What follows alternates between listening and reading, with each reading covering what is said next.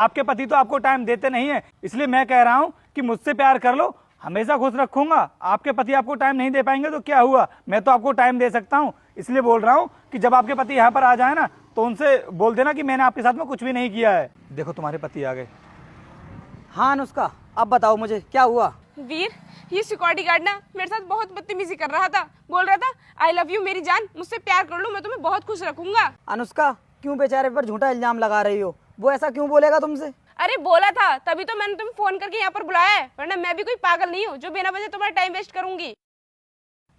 वीर देखो ना, इसने अभी अभी मेरी तरफ गंदे इशारे भी किए हैं। वो ठीक से खड़ा हुआ है, उसके बाद भी तुम उस पर झूठा इल्जाम लगा रही हो। जब वो मेरे सामने कुछ भी नहीं कर रहा है तो फिर फालतू में तुम क्यों बोल रही हो उसके लिए? देखो, मैं तुम्हारी बातों पर विश्वास नहीं कर सकता, और ये ना बहुत लंबे टाइम से हमारी कंपनी में काम कर रहा है, अच्छे से जानता हूँ मैं इसको। ये किसी के साथ ऐसी हरकत नहीं कर सकता। तुम अपनी बीवी पर भरोसा करने की बजाय तुम इस मामूली से सिक्योरिटी गार्ड पर भरोसा कर रहे हो। अगर तुम्हें इस पर ही भरोसा है ना तो ठीक है, फिर मैं नहीं रहना चाहती तुम्हारे साथ, मैं जा रही हूँ यहाँ से। रुक जाओ अनुष्का, कहीं भी जाने की जरूरत नहीं है।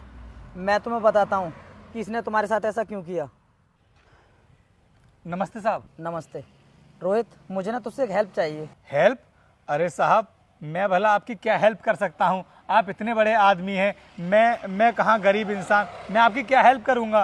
पैसों की हेल्प के लिए नहीं बोल रहा हूँ मैं तुझसे, मुझे कुछ पर्सनल बात करनी है तुझसे। हाँ तो बोलिए साहब। वो रोहित, मुझे ना अपनी वाइफ पर काफ़ी टाइम से डाउट हो रहा है कि उसका ना किसी और के साथ में अफेयर चल रहा है, इसलिए मुझे उसका टेस्ट लेना है। कल जब वो तेरे सामने से निकल कर जाए ना तो तू उससे आई लव यू बोलना।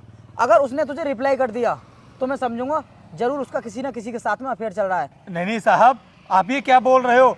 मैं मैम साहब को आई लव यू नहीं बोल सकता। अरे अगर उनको बुरा लग गया और उन्होंने मुझे नौकरी से निकाल दिया, साहब मैं ऐसा नहीं करूँगा। उसकी टेंशन मत ले, वो सब मैं देख लूँगा, लेकिन तू मेरा ये काम कर दे। अगर ऐसी ही बात है साहब तो फिर ठीक है, मैं मैम साहब से बोल दूंगा। अच्छा, तो तुमने बोला था इससे ये सब करने के लिए?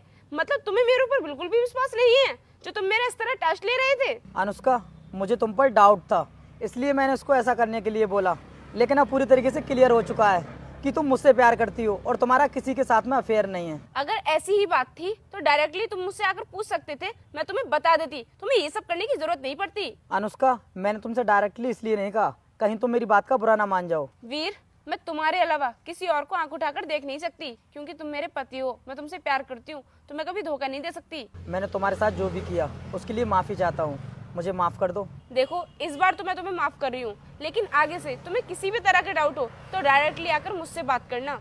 अब मैं तुम पर कभी डाउट नहीं करूँगा। चलो हम लोग चलते हैं, और हाँ, तुम अपनी ड्यूटी करो।